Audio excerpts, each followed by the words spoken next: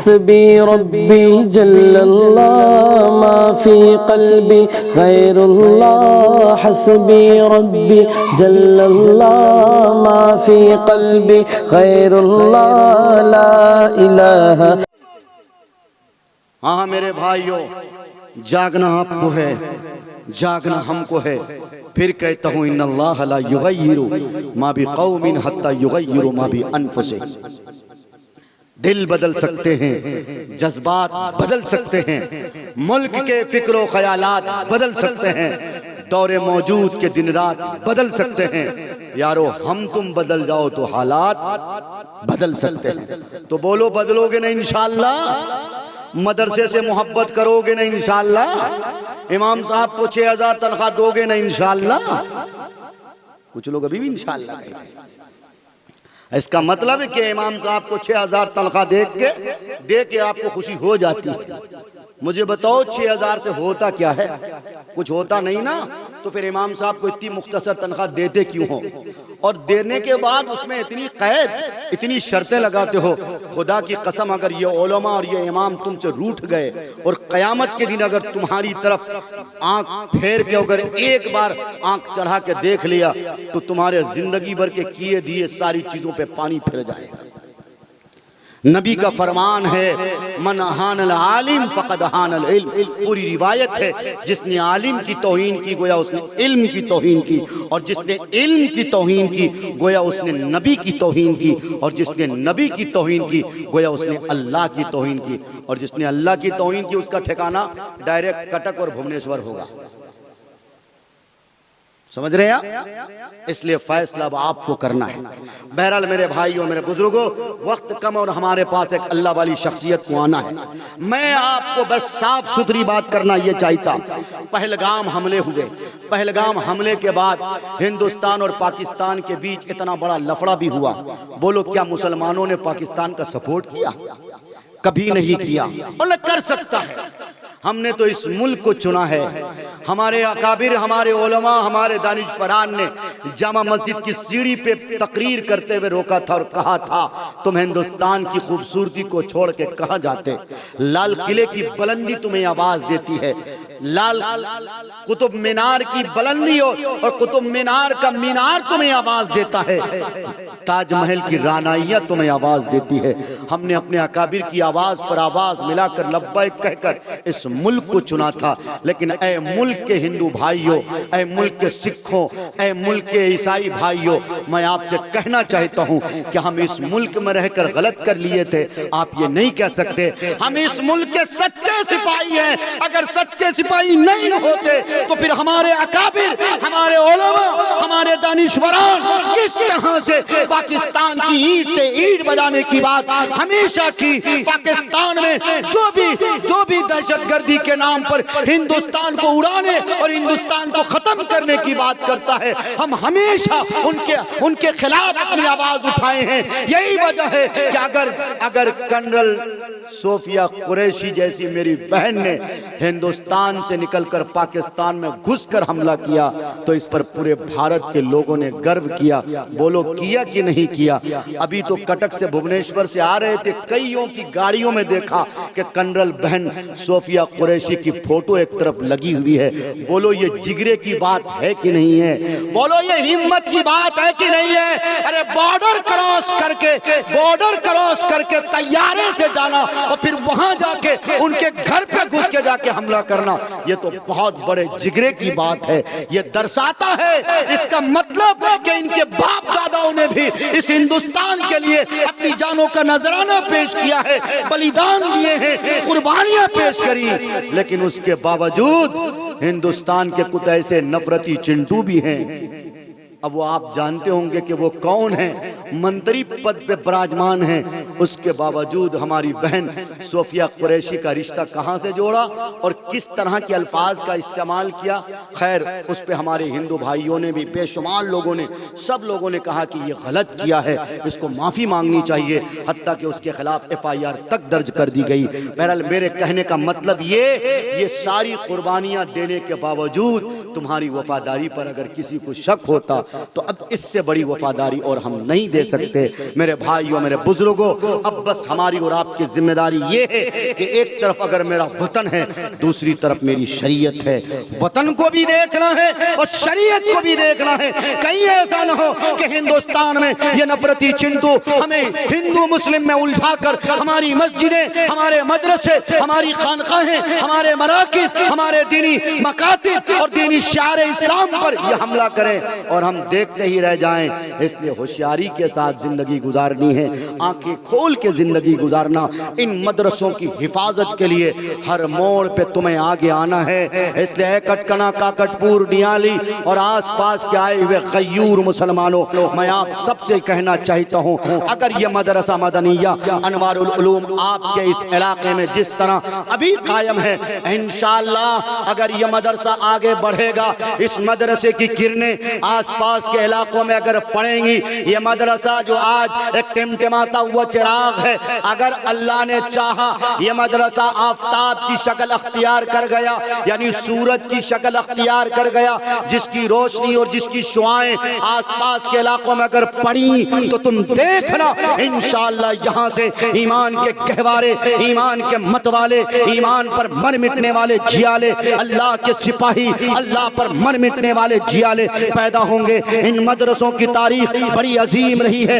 ये मदरसे जब तक रहेंगे तब तक आप रहोगे, मदरसे नहीं रहेंगे ईमान वाला नहीं रह सकता। इन मदरसों के बगैर ईमान वाले का जीना मुमकिन नहीं है, मुहाल है। इसलिए हमारे अकाबिरीन ने हमेशा कहा, समझो अगर ये मदरसे हैं तो तुम्हारे घर में लाइट पहुंच रही है, एक लाइट जो डायरेक्ट तुम्हें बिजली के जरिए से रोशनी तुम्हें जाहिरी शक्ल में मिल रही है, लेकिन ये मदरसे जो दीन के किले कहे गए हैं, पावर हाउस के मानिंद कहे गए हैं, यहाँ से ईमान में करंट सप्लाई होता है, यहाँ से ईमान में ईमान की बत्ती जलती है। इसलिए इन मदरसों का होना बहुत जरूरी है। अगर एक मदरसा कोई दूसरा मदरसा और भी खोल रहा, उसका भी ताउन करो, उसके हाथ को भी मजबूत करो। कोई मदरसे के खिलाफ प्रोपेगेंडा न करो, किसी की किसी से नहीं बनती छोड़ो, न बने, आपस के इख्तिलाफ को घर में रखो। अरे हिंदुस्तान में माइनॉरिटीज में 2.5% में सिख कम्युनिटी है। कभी सिख कम्युनिटी को देखते हो? किसी भी हाई कोर्ट हो या सुप्रीम कोर्ट हो या किसी लोअर कोर्ट में जाकर देखो, उनके केसेस तुम्हें कहीं नहीं मिलेंगे। वो आपस के इख्तिलाफ को अपने घर में हल करते, आपस के झगड़े को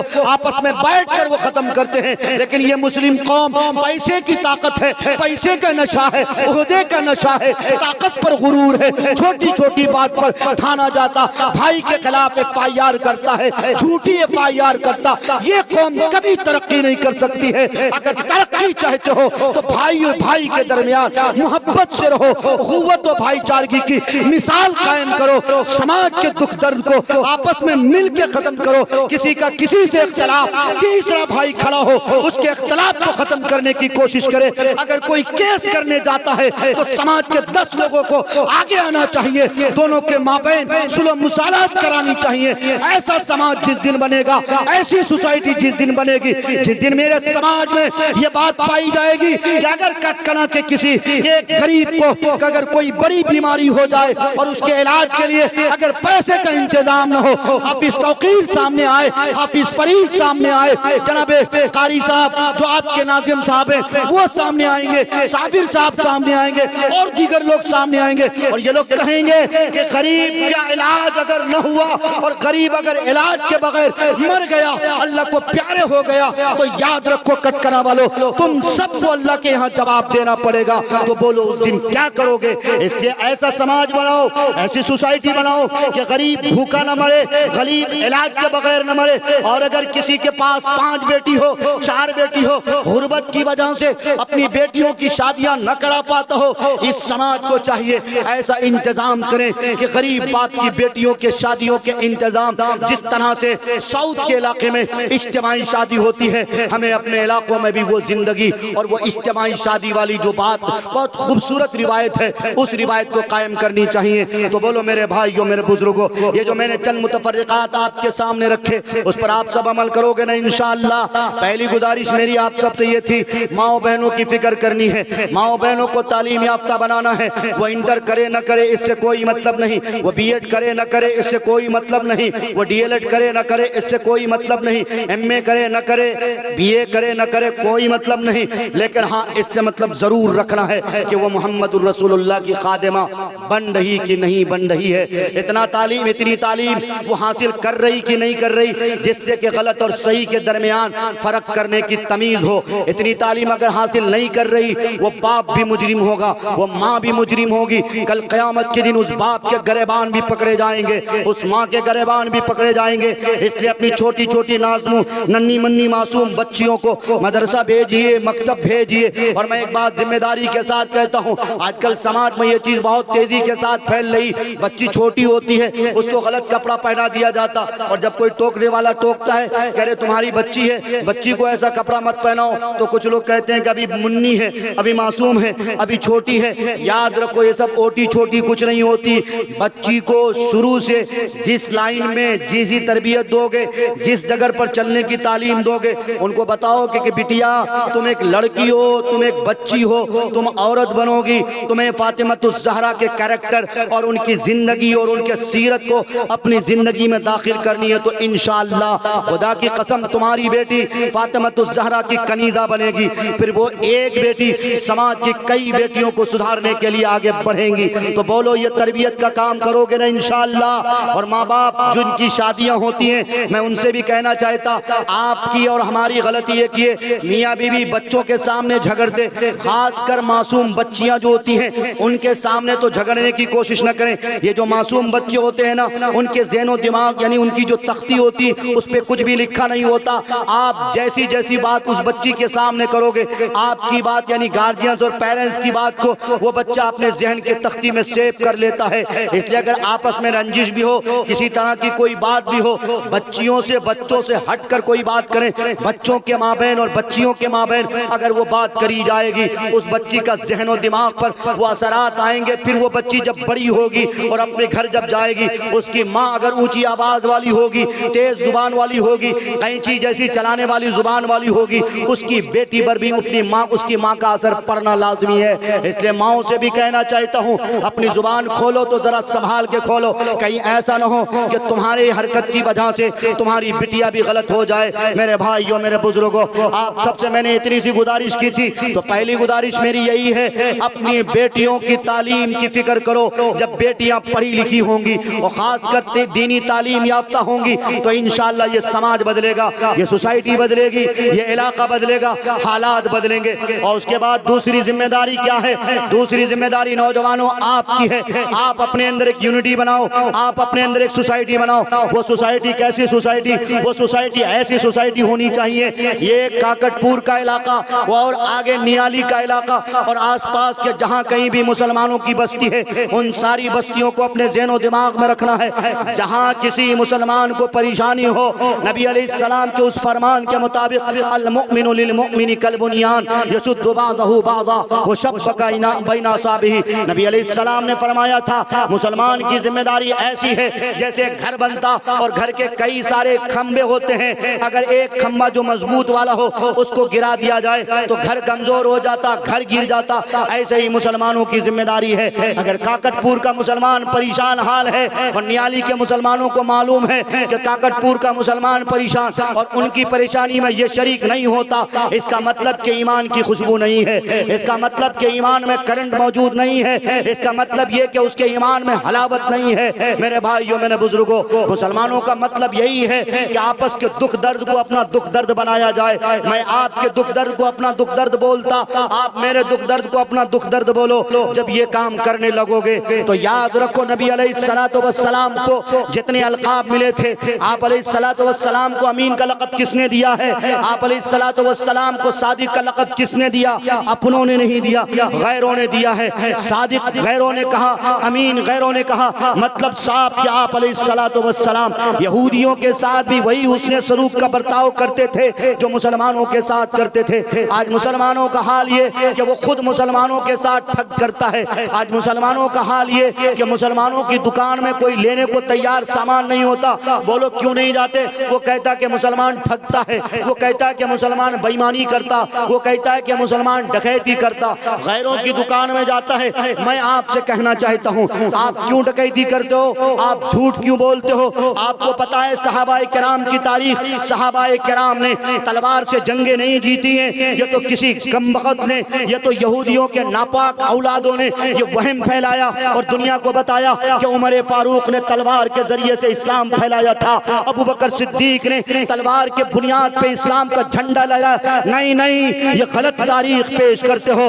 हजरत अबू बकर सिद्दीक रज़ी अल्लाह ताला ने सदाकत के बुनियाद पर, सच्चाई के बुनियाद पर अगर आपके पास कोई कपड़ा लेने आता था, आप हजरत अबू बकर सिद्दीक का मामूल था कपड़े की सारी बात को आप बताते कि इस कपड़े का धागा निकला हुआ है, ये कपड़े की कीमत 150 रुपए थी, लेकिन धागा निकले हुए होने की वजह से इस कपड़े की कीमत 75 रुपए है। बाई चांस बाय दबा अगर किसी को वही कपड़ा धागा निकला हुआ वही असल कीमत पर बेच दिया जाता, हजरत अबू बकर सिद्दीक रज़ी अल्लाह ताला ऐसे कस्टमर के घर पहुंच जाया करते, उनसे माफी तलाफी करते और उनसे कहते ये ले लीजिए पैसा, इसलिए कि इस कपड़े में धागा निकला हुआ है, इस कपड़े की कीमत इतनी थी और मैंने आपसे हस्बे कीमत वही कीमत ले ली। बोलो, जब इतना उम्दा अखलाक पेश किया जाएगा तो इस्लाम फैलेगा कि नहीं फैलेगा?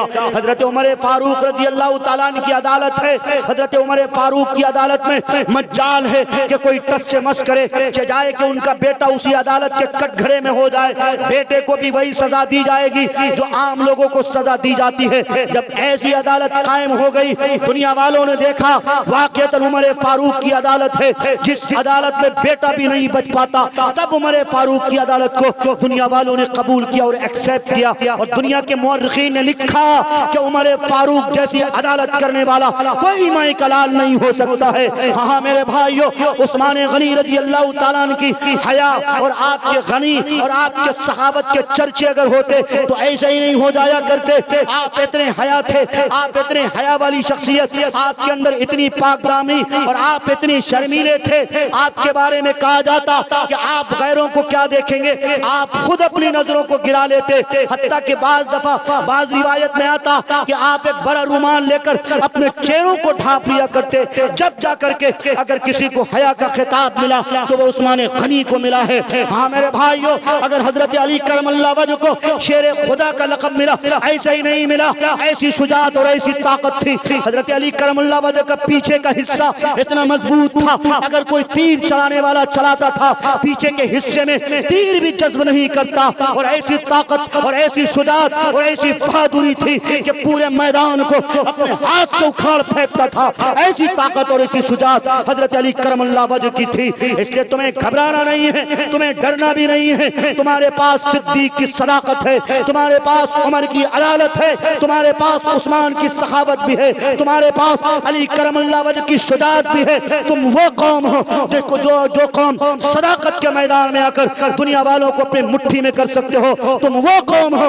अगर तुमने उमर फारूक की अदालत को अपनी जिंदगी में अपना लिया, दुनिया के लोगों को अपनी मुट्ठी में कर सकते हो। तुम वो कौम हो जिस दिन हजरत उस्मान गनी के गनी वाली लक़ब, गनी वाले लक़ब और आपके हया वाले लक़ब पर आपने गौर कर लिया, इंशाअल्लाह दुनिया की बातिल ताकतें आपके सामने घुटने टेकने पर मजबूर हो जाएगी। तुम वो कौम हो जिस कौम के पास अली मुर्तजा की तारीख है, जिनके पास के शेर खुदा है, जिनके पास के वो हस्ती है जिसने खैबर को एक हाथ से उखाड़ फेंका था। तुम वो कौम हो, तुम्हारे पास एक अजीम तारीख है, इसलिए घबराना नहीं है, डरना नहीं है।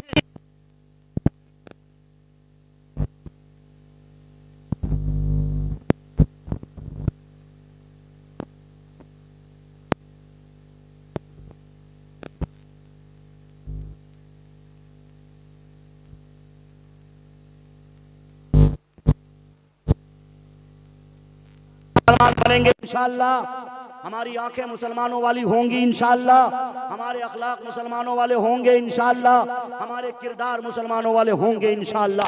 मेरे भाइयों, मेरे बुजुर्गों, वक्त भी ख़त्म हुआ चला है और हजरत दामत बरकातहुम तशरीफ भी ला रहे हैं। आखिर में जाते हुए मैं ये कहना चाहता, मैंने जैसा कि आपके सामने बात बताई, मदरसे, मस्जिदें, खानकाहें, दीनी मराकिज़, कब्रस्तान, इन सारी चीज़ों पर निशाना है। हुकूमत चाहती है कि इनको कब्जा कर लिया जाए।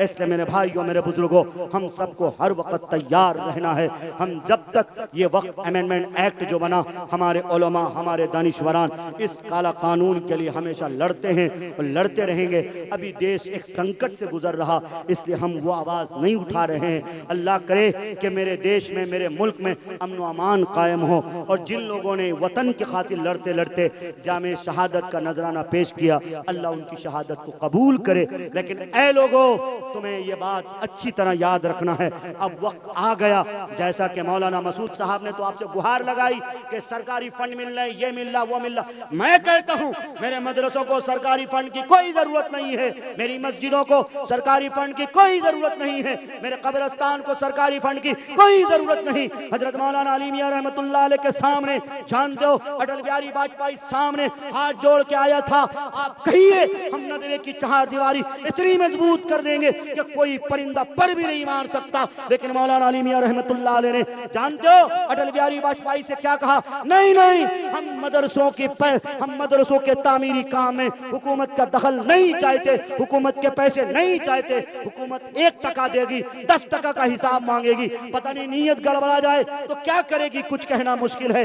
इसलिए ये मदरसे चलेंगे, ये मस्जिदें बनेंगी, ये खानकाएं चलेंगी, ये कब्रिस्तान की दीवारें बने उठेंगी, ये सब किसके पैसे से? आम्मतुल मुसलमान के पैसे से। तो बोलो अपनी जेब खास से पैसा देने के लिए हर वक्त तैयार होना इंशाअल्लाह। इन मदरसों की हिफाजत के लिए अपनी जानों की कुर्बानी देने के लिए तैयार होना इंशाअल्लाह। तो आओ मैं इसी वक्त ऐलान करता हूँ, ये मदरसा मदनिया अनवारुल उलूम, इसमें 3 बच्चे हाफिज कुरान बने हैं। कौन माइक हलाल है मुझे बता सकता कि इस मदरसे की तामीर और तरक्की के लिए, जिसमें कि अभी टॉयलेट और बाथरूम का इंतजाम भी बाकायदा तौर पर नहीं हुआ है, कोई जो कह सकता कि मैं 10,000 रुपए देने के लिए इसी वक्त कहता हूँ कि मैं इंशाअल्लाह इस मदरसे की तामीर और तरक्की में 10,000 से हिस्सा लूंगा? है कोई आगे से पीछे तक, दाएं से बाएं तक? इतना बड़ा मजमा और काकटपुर और कटकला के लोगों को अल्लाह ने खूब दौलत दी है। मैं जानता हूं आप बहुत सखी लोग हो, अल्लाह ने दौलत भी दी है, आपके पास दिल भी है, सब कुछ है। लेकिन आओ इस मदरसे की तामीर और तरक्की के लिए, यह मदरसा अभी भी इनके पास 2 टॉयलेट है, जबकि इस मदरसे के पास कम से कम 5 टॉयलेट होना चाहिए, कमरे बढ़ना चाहिए, इस मदरसे में फैसिलिटी और होनी चाहिए। काकटपुर के मुसलमानों, अगर तुम एक एक घर से हर महीने 500-500 रुपए निकाल दोगे, मैं समझता हूं मच्छर का पर जिस तरह कम नहीं होता, इसी तरह तुम्हारे पैसे भी कम नहीं होंगे। तो बोलो नहीं दोगे क्या? देने के लिए तैयार हो ना इंशाअल्लाह? बोलो सारे लोग इंशाअल्लाह। 10,000 रुपए का ऐलान किया मैंने, 10,000 रुपए आगे से पीछे तक, दाएं से बाएं तक। है कोई मेरी माशाअल्लाह? 5,000 हाजी यूसुफ साहब 5,000 और बढ़ा दीजिए सर। मेरी इतनी 5 किए, 5 सब और 5 और कर दिया है सर, किसी मौके पे दे देंगे इंशाअल्लाह। इंशाअल्लाह देखिए हाजी यूसुफ साहब माशाअल्लाह माशाअल्लाह। देखो एक मुसाफिर की आवाज में आवाज मिलाया हाजी यूसुफ साहब ने। मुसाफिर की दुआ रद्द नहीं होती। अल्लाह हाजी यूसुफ साहब के देने को कबूल करे। अल्लाह इनके खेत में, खलियान में, मकान में, दुकान में खूब खूब बरकत अता करे। अल्लाह इनके जितने मरहूमीन हैं सारे मरहूमीन की अल्लाह मग़फ़िरत फरमावे। अल्लाह इनके घर में दीन का दाई और दीन का सिपाही बना दे। बोलो पूरा मजमा आमीन सुम्मा आमीन। है कोई हाजी यूसुफ साहब का साथी? माशाअल्लाह हाजी यूसुफ साहब ने 10,000 रुपए का ऐलान कराया। याद रखो, बहुत से लोग कहते हैं ऐलान कराने से क्या होता? अरे शौक बढ़ता है, तड़प बढ़ती है, लोगों में इनकलाब आता है। हजरत आप अलैहिस्सलाम ने अगर सहाबा किराम के सामने ऐलान किया और हजरत अबू बकर सिद्दीक ने अगर ये जज्बात में कहे कि मैंने आप अलैहिस्सलाम की खिदमत, माशाअल्लाह देखो पीछे से एक बड़ा माशाअल्लाह, एक मेरे भाई माशाअल्लाह 10,000 माशाअल्लाह, देखो पूरी हाथ की 10 उंगलियां उठाई हैं। अल्लाह कबूल करे। क्या नाम है? अरे भाई ये तो आपका घर है। हाँ जी, हाजी मुन्ना भाई माशाअल्लाह। असल में हाफिज साहब या पढ़ाते भी और सुना कि यहाँ इनकी खानका भी है। खानका समझते हैं आप लोग? ससुराल शरीफ। इसलिए मैंने इनसे पूछा कि कौन है। बहरहाल अल्लाह हाजी मुन्ना साहब के देने को कबूल करे। अल्लाह हाजी मुन्ना साहब के खेत में, खलियान में, मकान में, दुकान में खूब खूब बरकत अता करे। कहो ना पूरा मजमा आमीन। अल्लाह ताला हाजी साहब के मरहुमीन की बाल बाल मग़फ़िरत फरमावे। अल्लाह ताला हाजी साहब के मरहुमीन के दर्जात को बुलंद फरमावे। अल्लाह ताला हाजी साहब और हाजी साहब के जुमला फैमिली को दीन का दाई और दीन का सिपाही बनाए।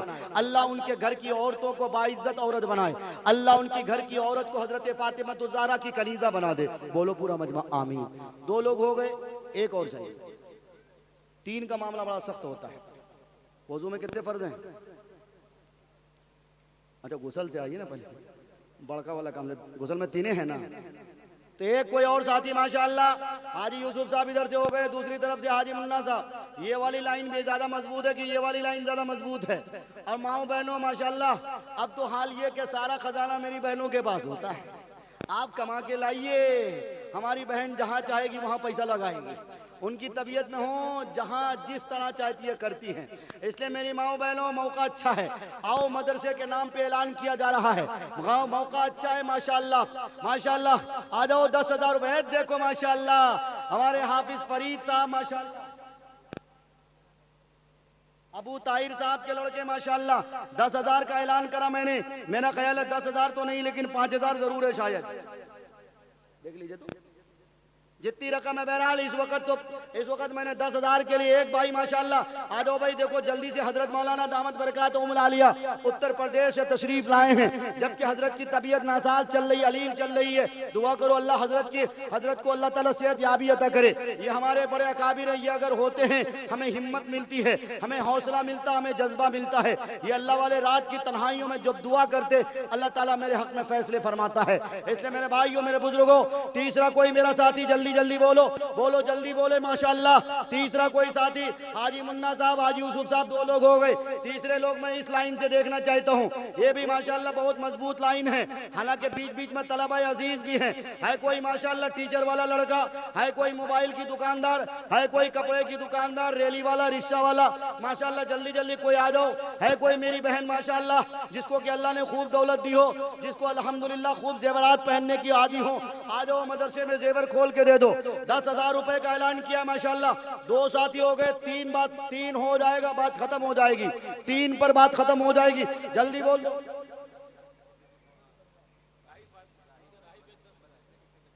माशाअल्लाह राही बैग साहब, माशाअल्लाह राही बैग साहब, और भाई साहब भी तो बोलो भाई, शहजाद भाई भी 10 है। देखो माशाअल्लाह, माशाअल्लाह। ये देखो सेक्रेटरी साहब भी 10,000, और भाई साहब का क्या नाम है, शहजाद भाई ने भी माशाअल्लाह शहजादे वाला काम किया। देखो भाई 3 से जब बात गिनती की आगे बढ़ गई तो 4, अब फिर जाहिर सी बात है 2 और मिल जाए तब हो जाएगी 6। फिर बात जब 6 की आएगी तो इंशाअल्लाह मैं यहाँ जाके जाऊंगा लटक। फिर उसके बाद आगे बढ़ जाएगी। फिर जल्दी जल्दी मामला उधर से हाफिज फरीद साहब कुछ हाथ उठवा रहे थे आप माशाअल्लाह। मेरा ख्याल है कि आपकी बोली में दम नहीं है क्या? आ जाओ भाई माशाअल्लाह, जल्दी जल्दी आ जाओ। ये मदरसे में देने के लिए जब जब आप उठते हो ना, ये शैतान के चेले चपाटे पीछे से आपको उंगली करता है। ये मौलवी के कहने पे 10 दे दोगे, कल चल कर के बीवी जब खैरियत लगी तब पता चलेगा। लेकिन याद रखो, ये पैसा तुम कहाँ दे रहे हो? अल्लाह के बैंक में जमा कर रहे हो। मौलवी की कोई औकात नहीं है कि तुम्हें कुछ दे सके। लेकिन हाँ, इतनी बात जरूर कहूंगा कि अल्लाह का कुरान है, और अल्लाह कुरान करीम में फरमाते हैं, मंज़ल लज़ी युक़रिदुल्लाह क़र्ज़न हसना फ़युज़ाइफ़हु लहू अज़आफ़न कसीरा। जो अल्लाह के बैंक में 1 जमा करता, अल्लाह उसे 10 देता है। और यहाँ 10 देने का मफ़हूम कितना देता कहना मुश्किल है। और अल्लाह के बैंक में न काला धन होता है, न इंटरेस्ट का और सूद का पैसा जमा होता है, बल्कि अल्लाह ताला तुम्हारे दर्जात को भी बुलंद करता, जन्नत में तेरे लिए महल भी बनाते हैं। इसलिए 4 हो गए तो बस 2 साथी चाहिए। 2 साथी इस लाइन से, कोई एक साथी अभी तक नहीं आए हैं। मैं चाहता हूं कि ये लाइन वाले मजबूत हो जाए माशाअल्लाह। 2 साथी मुझे इस लाइन से चाहिए। अब ये लाइन वाले तो माशाअल्लाह 4 हो ही गए। देखो पीछे से कोई एक हाथ उठा रहे हैं, पीछे से कोई देखो भाई माशाअल्लाह एक हाथ उठा रहे हैं।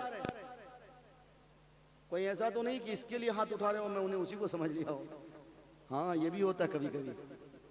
एक साहब बेचारे इसके लिए हाथ उठा रहे हैं। देखो माशाअल्लाह, क्या नाम बेटा? पता लिख लीजिए। अकरम। कहाँ गए बेटा?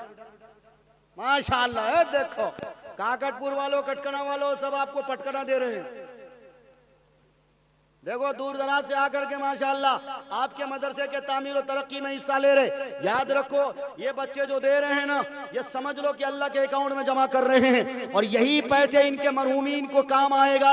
यही पैसे हैं, इन्हीं पैसों के जरिए अल्लाह ताला इनके मरहूमीन की मगफिरत करेगा, अल्लाह ताला इनके मरहूमीन के दराजात को बुलंद करेगा। तुम क्या समझते हो कि तुम्हारे अब्बा का इंतकाल हो गया, दादा का इंतकाल हो गया, चहल्लुम करा लिए, सालाना करा लिए, एक कुरान खानी करा लिए, 2 ठो जानवर जबा कर लिए, भोज भात कर लिए, कहानी खत्म। इससे कुछ नहीं होता। खा लेंगे, खट्टी टिकार कर लेंगे, कुछ नहीं मिलेगा। लेकिन मदरसे के तामीर और तरक्की में 10 से हिस्सा लोगे, 5 से हिस्सा लोगे, अल्लाह ताला आपके दराजात को बुलंद करेगा। देखो हजरत दामद बरकातुहुमुल आलिया तशरीफ ला चुके हैं, इसलिए मेरे भाइयों मेरी गुजारिश है कि ये सिलसिला आप जो है इंशाअल्लाह कल मदरसे में जारी रखेंगे। उस्ताजुल असातिज़ाएं हमारे उस्ताद के उस्ताद हैं, इसलिए हजरत के सामने आप बोलने की जुर्रत करना हमें समझता हूँ गुस्ताखी है। एक काम कीजिए, मदरसे के एक तालिब इल्म रुमाल लेकर के फिर जाएं, जिनके जेब में जो हो, बेटा आप चले जाओ, आप चले जाओ, जल्दी से चले जाओ, एक रुमाल लेके चले जाएं, बच्चे को दे दीजिए। 2 हाफिज उठ जाएं, 2 हाफिज उठ जाएं, 2 हाफिज उठ जाएं, पूरे मजमे से आगे से पीछे तक, दाएं से बाएं तक सारे लोगों से गुजारिश है कि आप लोग मदरसे की तामीर और तरक्की में हिस्सा लें। ये मदरसा ऐसी जगह में वाक़ है जिस जगह में कि वाक़ होना बहुत ज़रूरी है। सारे लोग 2 तरफ हो जाएं और माओ बहनों से गुजारिश है कि कोई छोटी सी बच्ची हो या आप में से ही कोई अगर खातून हो, अपने खातून में से, हाँ बस हजरत मैं गुजारिश करूँगा मेरी माओ बहनों से कि कोई खातून हो ज़रा सा उठ खड़े हो जाएं और मदरसे की तामीर और तरक्की के लिए ज़रा सा आप भी अपने दुपट्टे को फैला दें, अपने दुपट्टे को फैला दें। पता नहीं अल्लाह ताला किन को तौफीक दे और किन के पास से, किन के पर्स से कितना पैसा निकल जाए, क्या निकल जाए, अल्लाह ताला सबके देने को कबूल करे। जिन लोगों ने 10 दिए हैं, 5 देने का इरादा रखते थे लेकिन अभी नहीं दे पाए हैं, अल्लाह के वास्ते आप ज़रूर देना। ये मदरसे का काम आगे बढ़ेगा, अल्लाह आपके दराजात को बुलंद करेंगे, अल्लाह आपके मरहूमीन की मग़फ़िरत करेंगे। हज़रात सामाईन मेरी बात ख़त्म हो चुकी है, मैं आप सबसे रुखसत हो रहा हूँ। बिला ताख़ीर के हमारे बीच हिंदुस्तान की एक ऐसी अजीम शख्सियत